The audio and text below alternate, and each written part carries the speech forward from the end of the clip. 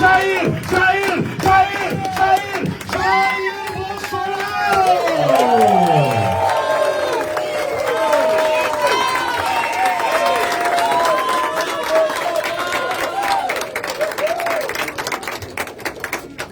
Vamos sentar, por favor.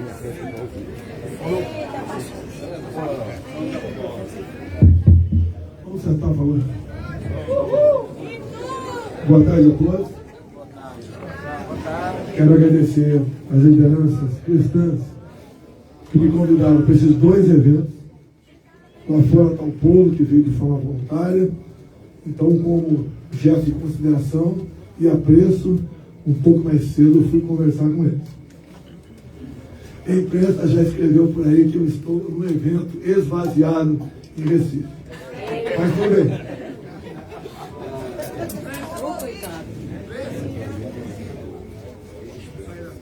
Nós todos, entendo, temos uma missão aqui na Terra.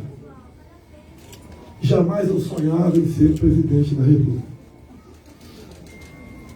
Eu reconheço humildemente isso daí.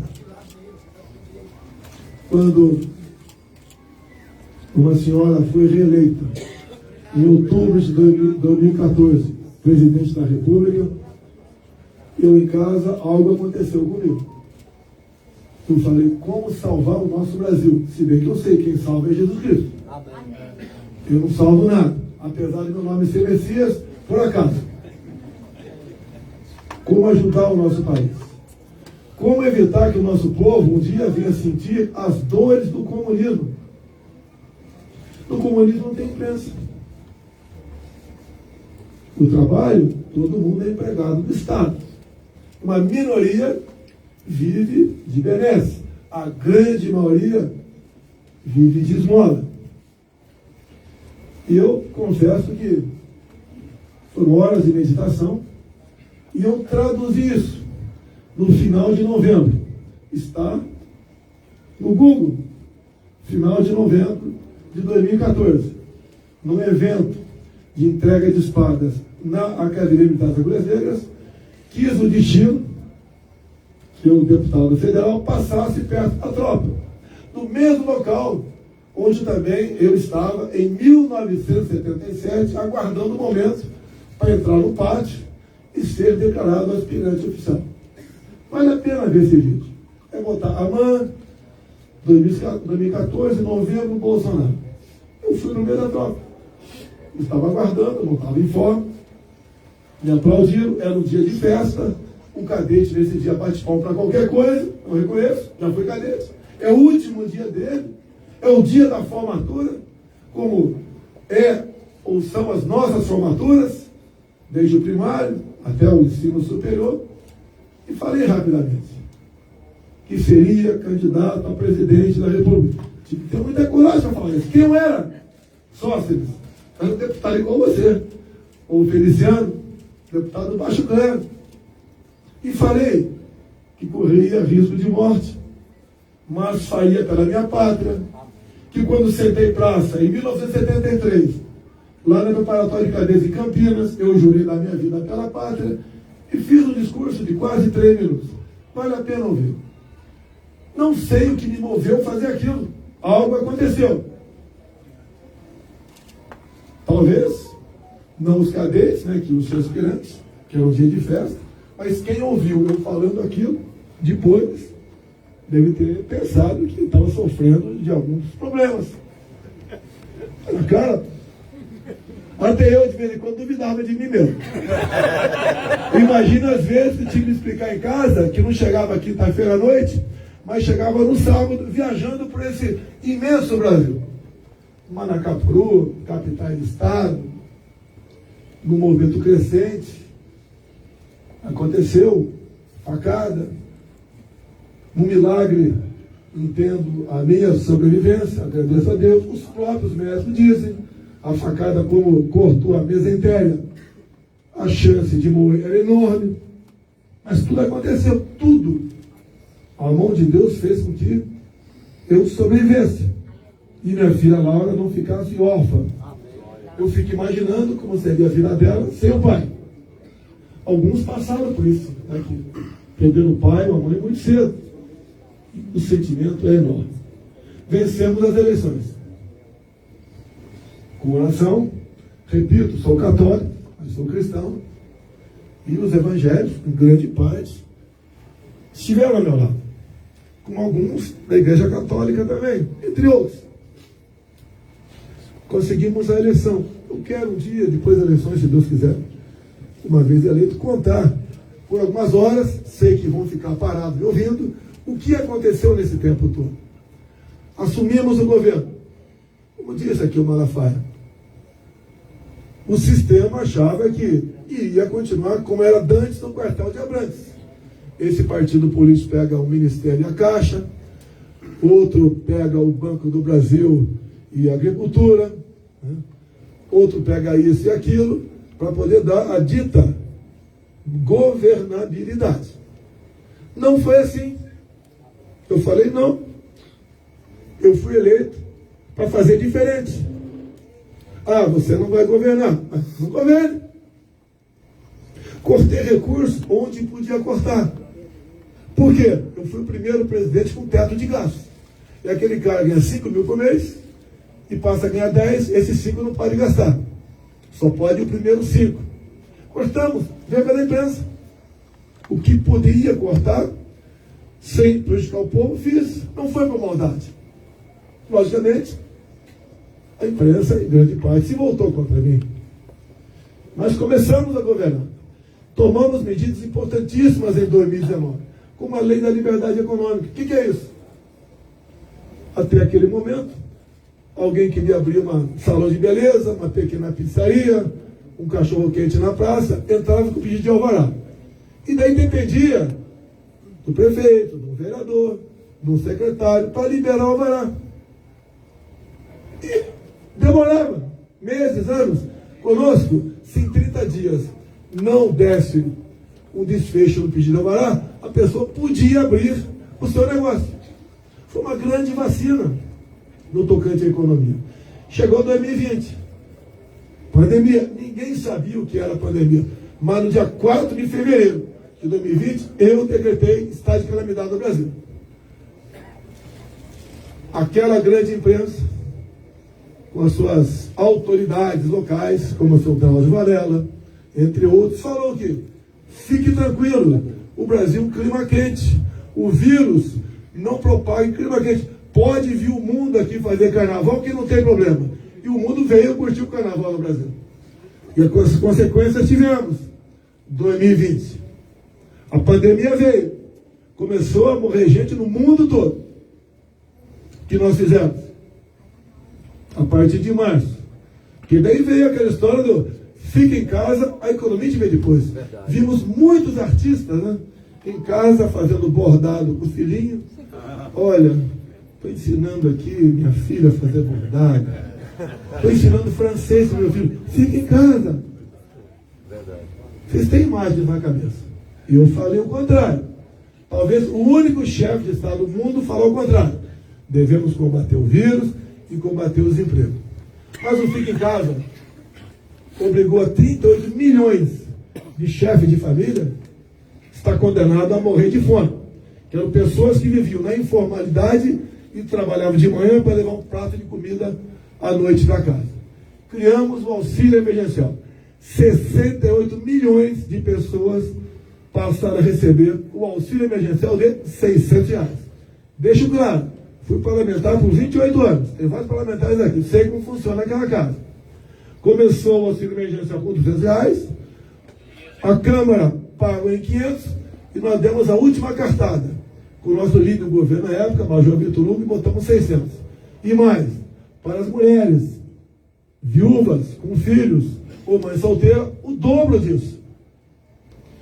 Vencemos 2020, também criando programas para evitar o desemprego por parte dos que tinham carteira assinada, que seria enorme. Terminamos 2020 no 0 a 0 no tocante a emprego formais. Os informais, mantivemos as pessoas com auxílio emergencial. Imagine, 38 milhões de famílias sem nada, obrigadas a ficar em casa. Iriam para as ruas. Teríamos um caos no Brasil, problemas sociais. Com toda certeza, contra a vontade dessas pessoas, poderiam ter invasões, saques de supermercados. Mantivemos isso vivo com auxílio emergencial contra essa possibilidade do caos no Brasil. Vencemos 2020, chegou 2021, uma grande crise hidrológica no Brasil, uma seca como não vista nos últimos 90 anos. Mantivemos a economia funcionando com um excelente ministro que nós temos ainda, que é o Paulo Guedes, bem como um excelente ministro do Banco Central, reconhecido pelo mundo todo como um dos melhores do mundo por 3 anos consecutivos. Chegou então 22. Fui lá fora negociar com o presidente Putin o não corte do fluxo de fertilizantes para o Brasil. Foi criticado por quase toda a imprensa e parte do meu ministério. Espera mais um pouco, a guerra está para acontecer. E eu falei, quando decidimos, os meus ministros, que eu ia para fora com uma equipe bastante enxuta. Eu sou presidente do Brasil. Se não recebermos mais fertilizantes da Rússia, teremos uma insegurança alimentar no Brasil e também uma insegurança alimentar para 1 bilhão de pessoas ao redor do mundo. Os preços dos alimentos vão disparar no Brasil. Teremos desabastecimento. Teremos um caos instalado no Brasil. Por que eu tenho que me preservar? Eu sou chefe para decidir. Amém. E a decisão...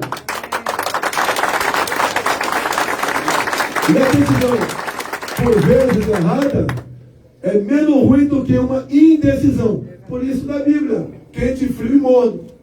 Seja quente ou seja frio, não seja morno. Vencemos essa questão. Aqui, sei lá, contato anti-manteiga da Cristina, os insumos do Brasil já caíram mais de 20%. Como recebemos já o 2º navio de diesel no Brasil. O Malafaia falou aqui com peixe. Nós somos autossuficientes em petróleo. Não o somos em refino. Porque aquele larápio, em 2004, começou a fazer 3 refinarias no Brasil. 2 no Nordeste e 1 no Sudeste. Torrou mais de 100 bilhões de reais. Não concluiu nenhuma refinaria. Em consequência, somos dependentes de diesel e de gasolina lá de fora. Mas 22 estava difícil, tá? Fomos ao parlamento brasileiro e negociamos com o parlamento, em especial com Arthur Lira na Câmara, que de vez em quando o pessoal bate. Ele é do Centrão. Quem é que vai negociar? Com o líder do PT, do PCdoB, do PSOL?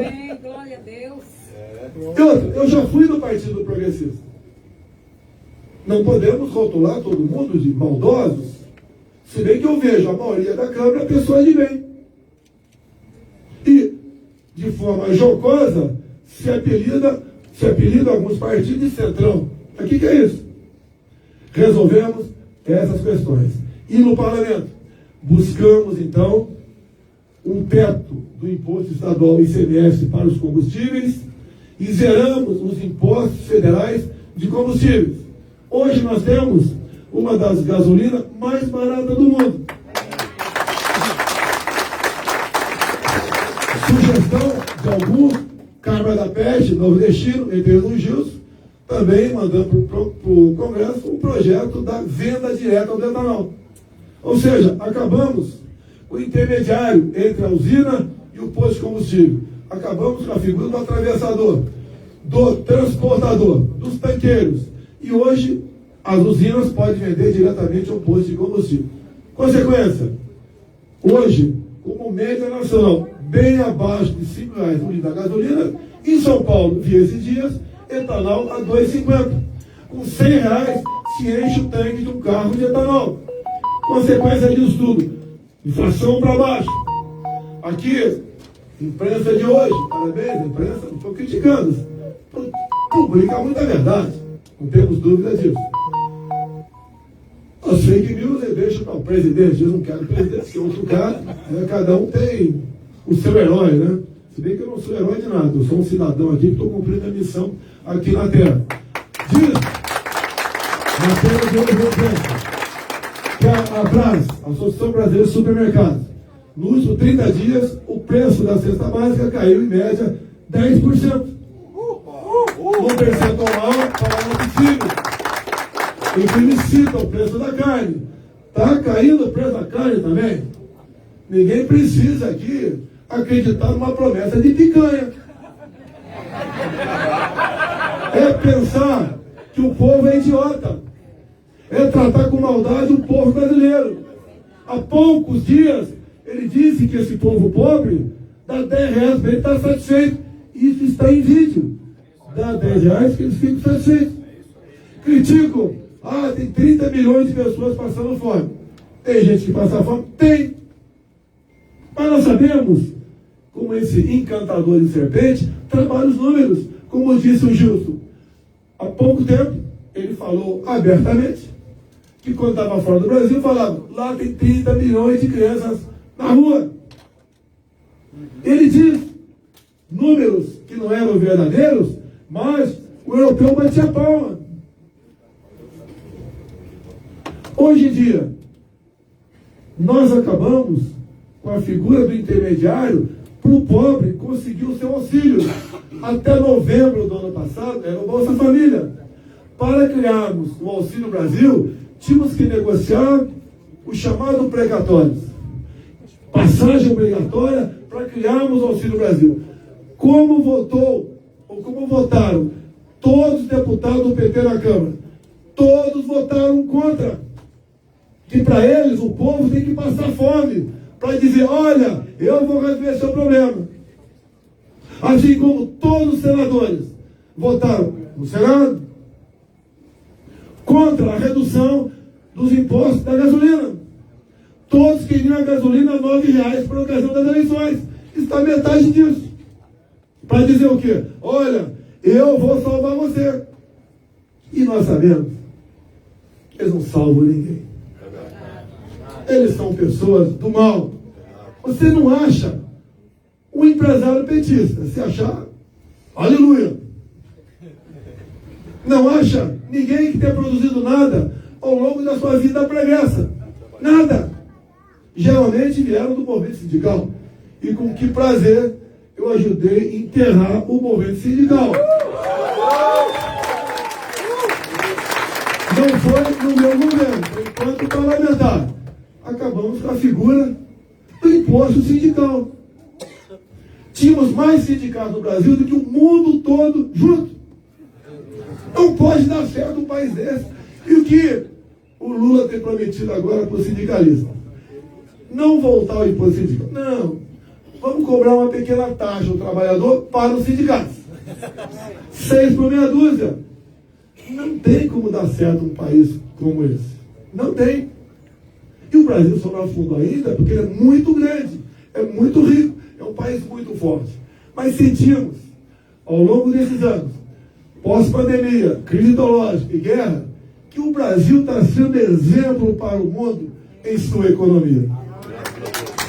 Após o auxílio emergencial, em 2020, ou durante o auxílio emergencial, criamos o PIX, que no momento ninguém sabia direito o que era. Hoje em dia, 120 milhões de brasileiros usam o PIX. São mais de 1 bilhão e 200 milhões de movimentações por mês. E detalhe, sem nenhuma taxa. Lembro que o Lula criou a CPMF em 2007. Ou melhor, recriou. A saúde não melhorou em nada. Quando eu assumi, uma das primeiras coisas que eu fiz, as Santas Casas, que pagavam 25% de juros para a Caixa, nós passamos para 10%. Alto ainda. Mas demos uma tremenda colaboração com as nossas Santas Casas. E o que nós podemos falar aqui para o Nordeste? Recebi, essa semana, a visita, do ministro das Minas e Energia, o novo ministro Adolfo Saxida. Entre outras coisas, o que ele me passou aqui para a região Nordeste. 2 portarias que vão ser assinadas ainda nesse mês, que vai regulamentar o marco legal das eólicas offshore na costa do Nordeste. Descobriu-se o que na costa do Nordeste? que é a melhor costa do mundo, uma das melhores, para esse tipo de captação de energia dos ventos. Não é estacar vento não, pessoal. Isso é COPP. Isso é COPP. Eu não sei porque ele não escolheu ela como vice. Não entendi. Eu lembro muito bem, quando ela lançou como vice, ele falava na televisão. Estava lá Dilma, entrou de forma discreta, com uma laptop na mão. Eu conheço ela do tempo que a laptop dela era essa aqui, ó. É a vida pregressa aqui, ó. Ninguém quer que se saiba por aí. E botou ela, essa senhora com o presidente da República. Um fiasco. A gente não consegue entender como é que ela foi reeleita. A gente não consegue entender como ela foi reeleita. Não consegue. Mas foi. Mas foi. Tem certas coisas que você não pode desconfiar aqui no mundo. Essas coisas são inexpugnáveis. Mas não vamos tratar desse assunto aqui. Vamos continuar o nosso trabalho. Entre outras coisas, para o Nordeste.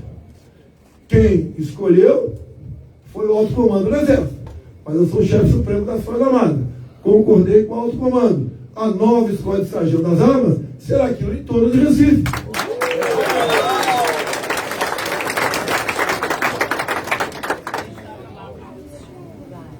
O senhor trouxe a água e o Lula deu o pano. Água. Muito obrigado. Água do Nordeste. É um plano que começou lá com Dom Pedro.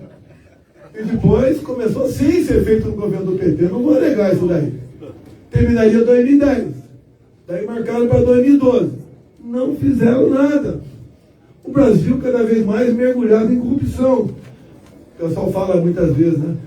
Os delatores entregaram 6 bilhões, devolveram 6 bilhões que tinham roubado em troca de uma pena menor. Eu tenho aqui, agora algumas empresas, só algumas. Odebrecht, SBM, Andrade Gutierrez, Braskem, Tecnip, Camargo Correia, Oeste, UTC, novas participações, Samsung, CICPA, Rolls-Royce. Devolveram 16 bilhões de reais. E daí vem um cara e fala, eu fui inocentado. Daí vem o Bonner, futuro ministro do Supremo Tribunal Federal, que protege o governo Lula. O senhor não deve mais nada à justiça.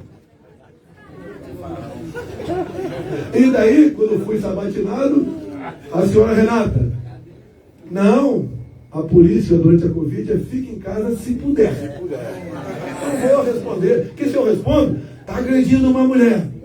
O tempo todo assim. A gente...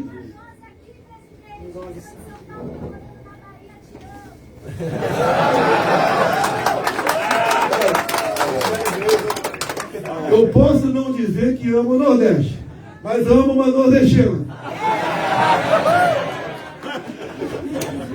Vamos lá, para o resumo aqui, finalmente. Eu tenho um evento logo mais em São Paulo, Lisboa, pretendo pernoitar no Rio de Janeiro e só volto para cá na segunda-feira. Faz parte da regra do jogo. Vamos buscar uma maneira de não deixar aquele que saqueou o Brasil assumir com mentiras, fake news. O Bolsonaro vai acabar com o Bolsa Família. Ou melhor, já me vi demais. Vai acabar com o Auxílio Brasil. Depois das eleições, a gasolina vão subir. Tem um depoimento agora do Haddad em São Paulo, que o debate lá com o Tarcísio, ele abandonou os projetos para São Paulo. Ele se dedica a bater no governo federal.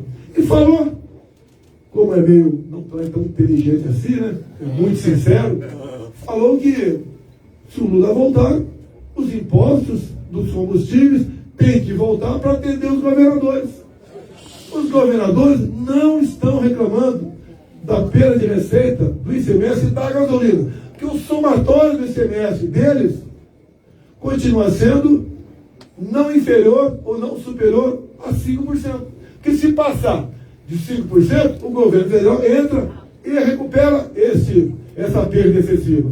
Não perderam. Porque o que você deixa de gastar com combustível, nos impostos, você pega essa grana, gasta outra coisa, vai pagar imposto de outra forma. Descobrimos que aquela tal da curva de Laffer, né, que os economistas dizem, que o imposto vai aumentando, você vai arrecadando mais. Até que chega um ponto, aumenta, você arrecada menos, porque tem a sonegação. Descobrimos que essa curva de Laffer tinha ficado lá para trás. E quando começamos a diminuir impostos, como combustíveis, como, por exemplo, 4.000 produtos, que cortamos 35% de IPI, entre outras tantas reduções por ocasião da Covid. Vitamina D, o pessoal bateu em mim muito, né? Cortei e pus a vitamina D para o povo poder comprar mais barato para combater o Covid. Isso aí. Para se prevenir do Covid. Porque proibiram vocês de ir à praia. Ou vocês esqueceram da imagem de surfista sendo preso? Não vamos esquecer esse passado tão recente. Ou quando você vê a decisão que passaram para governadores e prefeitos decidirem a melhor forma, segundo eles, de combater o Covid, fizeram muita barbaridade. Se vocês forem ver, por exemplo, na Constituição, o que é estado de sítio, que eu posso adotar, se assim estiver necessário, e mesmo assim, ouvindo o Parlamento brasileiro, ou melhor, o Parlamento brasileiro dando autorização, eu tenho limites. Para governadores e prefeitos, não tiveram limites. Fecharam até igrejas. Até, Dom Paulo, nós vimos nas mídias sociais a polícia chegando na igreja católica e fechando uma missa online. Chegou a esse absurdo. Igreja não se fecha nem em tempo de guerra. Vocês sentiram um pedacinho do que é ditadura.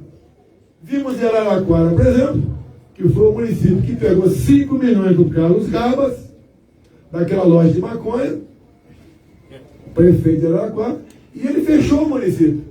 E manteve a população em casa, com guarda municipal e cacetete na cintura. E vocês devem se lembrar daquela sessão reservada minha, lá em Brasília, que eu não queria que tornasse pública, que não é uma sessão como é da Câmara, que está aberta ao povo. A minha lá é particular, é uma reunião de ministros. Mas, como falaram que ali estava a prova de interferência na PS, entreguei a fita para o Supremo Tribunal Federal. E depois, o Ministério de Mello resolveu tornar público, e tornava público, tornando público, o pessoal botava na televisão. Foram 29 palavrões. Eu falo palavrão, mas não sou ladrão.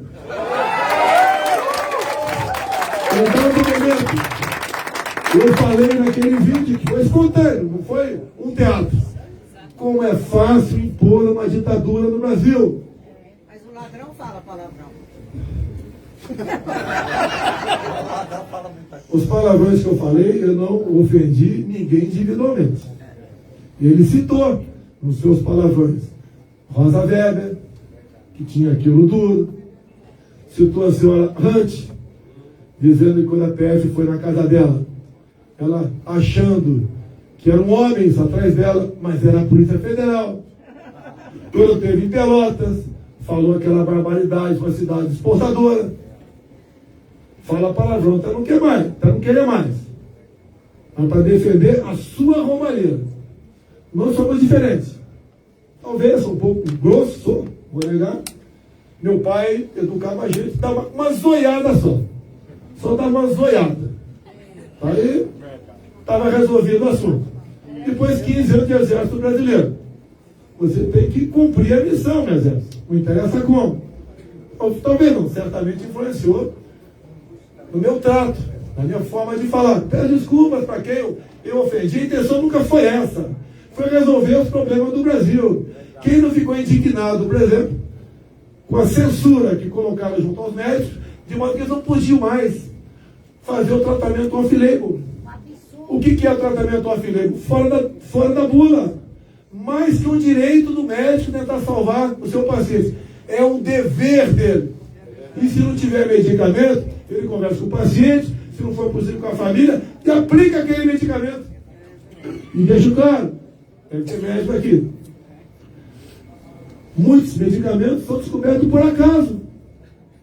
Até mesmo o da impotência sexual. Está estavam fazendo um tratamento para a questão pulmonar, de repente, passava uma enfermeira perto do velhinho, o velhinho queria levantar da cama. Descobriram ali o princípio ativo, e daí apareceu Viagra, Cialis, etc. Tá? E tudo bem. A vida que se segue. Assim como na Guerra do Pacífico, chegava o militar ferido, precisava de sangue, não tinha mais doadores, então o médico falou o quê? Mete água de coco na veia dele. E deu certo. Penicilina, tantas outras coisas. Aqui, criminalizaram o tratamento precoce. Mas, vocês estão vendo, teve agora um depoimento de uma presidente, de uma diretora da Pfizer, lá no Parlamento Europeu, e daí uma pessoa perguntou para essa presidente, por ocasião da vacina da Covid, foi feito algum teste sobre o vacinado, se transmite ou não o vírus? Ela respondeu, não. E nós sabemos hoje que os vacinados morrem, os vacinados transmitem o vírus. Se isso acontece, e uma das diretoras da Pfizer disse, por que o passaporte vacinal?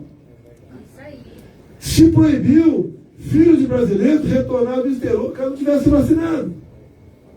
Houve uma certa neurose. Faltou a liberdade para discutirmos a melhor maneira de tratar a questão do Covid.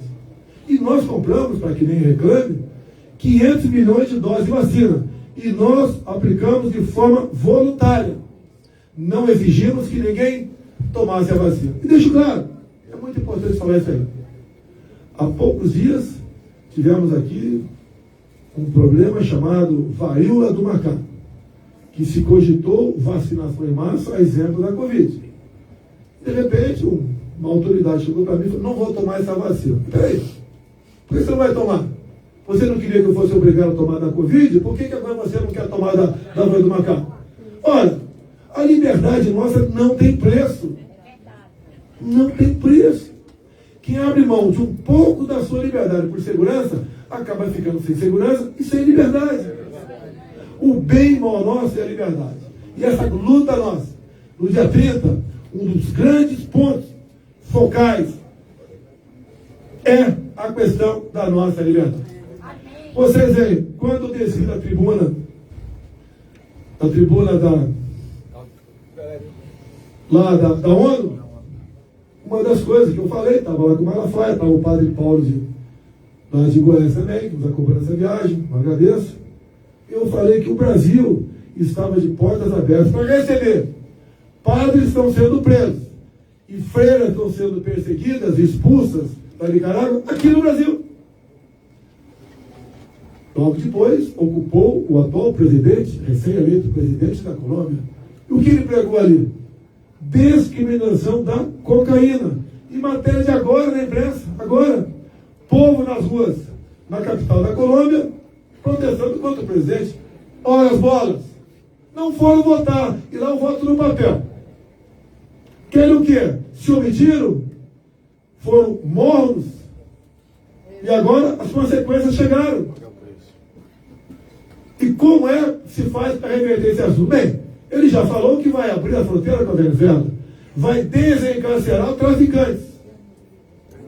Está tomando outras medidas que nós não queremos jamais que chegue no Brasil. E nós sabemos, antes das eleições do senhor Petro, semanas antes, Lula fez vídeos apoiando o candidato Petro. Olha para onde está indo a nossa Argentina. Estive há 2 anos e pouco na Argentina. Saí de lá e falei aqui no Brasil. Se concretizar o que as primárias argentinas vêm dizendo, elegendo o senhor Fernandes, que tinha visitado o Lula na cadeia, se elegendo presidente com a vice Cristina Kirchner, a Argentina estaria na rota da Venezuela. Hoje em dia, já vemos argentinos fugindo da nossa querida Argentina. Como é que pode gente fugir da Venezuela se lá é o país mais rico do mundo em petróleo? Como isso pode acontecer? Não queremos isso no Brasil. Se vocês um dia, num governo qualquer, perder alguma coisa, ou muito, de bens, você pode recuperá-lo se tiver liberdade. Se não tiver, vão ser escravos do governo, vão receber migalhas para sobreviver e vão agradecer aquele governo de plantão. Nós não podemos permitir que isso aconteça em nosso Brasil. Amém. E o momento é esse. Temos pela frente agora um ponto importante, um dia de decisão, que deve se votar não com o coração ou com emoção. Tem que votar com a razão. Ninguém está escolhendo um marido no dia 30 de outubro. Ninguém está escolhendo um colega de pescaria ou um colega para comer picanha fictícia. Está escolhendo alguém que você já vê o passado dessa pessoa. Compare os meus 4 anos com os 4 de Lula. Não é difícil fazer essas comparações. E como ele fala muito sobre o pessoal sem terra, né? Eu quero deixar claro a vocês um número aqui simplesmente assustador aqui. Quantos títulos de terra nos primeiros 4 anos de Lula foi concedido em Pernambuco? Você sabe? 0. No meu governo, 17 mil. Eu consegui. Junto com a Tereza Cristina, junto com o Geraldo Melo, presidente do INCRA, ao longo de 3 anos e 8 meses, 420 mil títulos, que são documentos, papéis de registro de terra para assentados. Por isso que o MST foi lá para baixo. E fazendo comparações, sem criticar ninguém, fazendo comparações. Governo Fernando Henrique Cardoso, 8 anos. Uma invasão de terra por dia, em média. Governo Lula, 8 anos. 20 invasões de terra por mês. Governo Jair Bolsonaro, 5 por ano. E nós vamos, numa reeleição, zerar essa questão. Será varrido no mapa o tal do Exército de João Pedro Sérgio e José Rainha. Paz no campo. Não é na pancada. É com inteligência. E desses 420 mil títulos, 80% é a mulherada, pô. As mulheres. Porque se dá pro machão, por vezes ele faz um negócio, vende, faz uma estrepolia e a mulher fica sozinha com os filhos sem terra. Nós conhecemos a nossa raça aí. Então, para a mulher. Assim como dos 21 milhões de pessoas que recebem auxílio no Brasil, 17 milhões são mulheres. E nós fomos lá para a minoria das mulheres. Hoje, as escalpeladas, você sabe o que é? Aquela que perde couro cabeludo e está, por vezes, o couro na face, que fica numa situação realmente difícil na sua estética, e ela vive enclausurada dentro de casa. Nós demos um BPC para elas, que não tinham. E mulher escalpelada é abandonada pelo marido como regra. Poucos ficam com ela. Mínimo, poucas pessoas, mas fomos atrás delas. Como falava em 2018, o Bolsonaro vai acabar com o seguro-defesa. Bem, o que nós fizemos? Ninguém acabou com o seguro-defesa. Temos, inclusive, o seguro-defesa para as marisqueiras. Eram aquelas mulheres que buscavam caranguejo lá no mangue. Botamos ela para dentro. Hoje, parabéns à imprensa aí, divulgou dados, a imprensa divulgou dados hoje, que estudos últimos realizados, o Brasil, o ano passado, o número de mortes por 100 mil habitantes está abaixo de 20. Esse número é condizer de um país que não está em guerra civil. Até nos governos passados, em especial Lula e Dilma, o Brasil estava na casa do dobro disso. É sinal isso, país que está em guerra civil. Como foi acabado com isso? Quando você cria emprego, pessoal, você diminui a violência. O homem fica mais tempo em casa do que na rua. Ele tem que trabalhar no dia seguinte, vai acordar cedo. Quando se cria o Pix, acabou-se com a saidinha de banco. Acabou-se com o dono do mercadinho ser assaltado e levando dinheiro para casa. Porque ele some com aquele dinheiro trocando com o Pix que ele vai lá na sua casa de comércio, ele vê, um pequeno banco. Este ano, nós podemos dizer que nosso governo reduziu a metade o número de assalto a banco. Só tem boa notícia. Obviamente, o número de feminicídio baixou no Brasil. O trabalho da Damares também, que agora é senadora, imagina a dupla, né? Damares e Magno no Senado.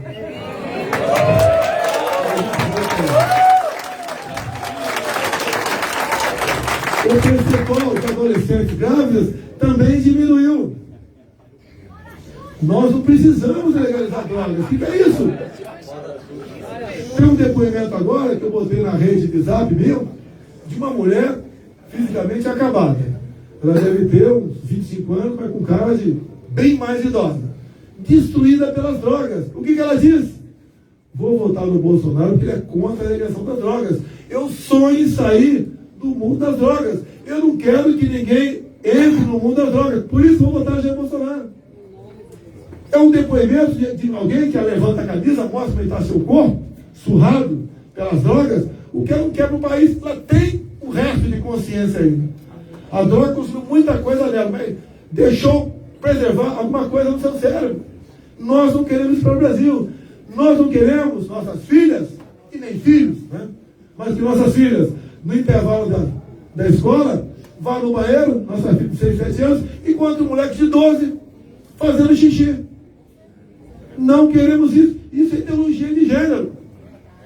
Não queremos também, pela nossa formação, eu como cristão, nós como cristãos, não queremos o aborto. O outro lado diz, o Lula, que aborto é uma questão de saúde pública. Não quer, arranca, como se fosse um dente calhado. Para eles, um feto, uma criança no ventre da mãe, um dente calhado é a mesma coisa. Assassino de crianças no ventre da mãe. E o que eles falam? Chama os outros o que eles são. Nós sabemos essa velha máxima deles. Entendemos que a vida existe desde a sua concepção. Nós também defendemos a propriedade privada. Veja os anais da Câmara dos Deputados, idos 1988, ano da Constituinte. Está lá, deputado Lula se negou a assinar a Constituição. Duas coisas ele falou. Primeiro, não concordo que as Forças Armadas sejam privilegiadas. Ele queria as Forças Armadas se colocar numa situação de inferioridade. Ele não confiava nas Forças Armadas. Porque as Forças Armadas sempre foram um obstáculo para o socialismo. E também, uma outra coisa que ele falou, duas coisas, que não concordava com a propriedade privada. Ela devia ser relativizada. Vemos alguns países por aqui na América do Sul, um cidadão que teve o desprazer de ver um amigo do Foro de São Paulo, do Lula, sendo eleito presidente, a sua propriedade já começaram a ser relativizada a sua posse. Por que você tem duas casas, uma aqui mais na praia? Só duas suficientes. Porque essa casa é grande, pode morar uma pessoa mais ali dentro. Nós não queremos isso para o nosso Brasil.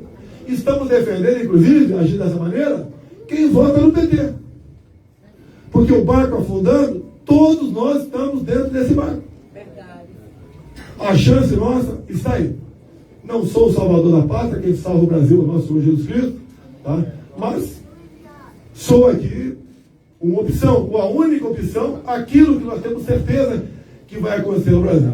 Assim sendo, eu agradeço aos senhores pelo convite, por esse momento. Eu agradeço a Deus pela minha vida, pela minha família e pela missão que Ele me deu em ser o chefe do executivo brasileiro. Posso até não saber como cheguei até aqui, mas cada vez mais eu vou tendo a consciência de por que cheguei até aqui.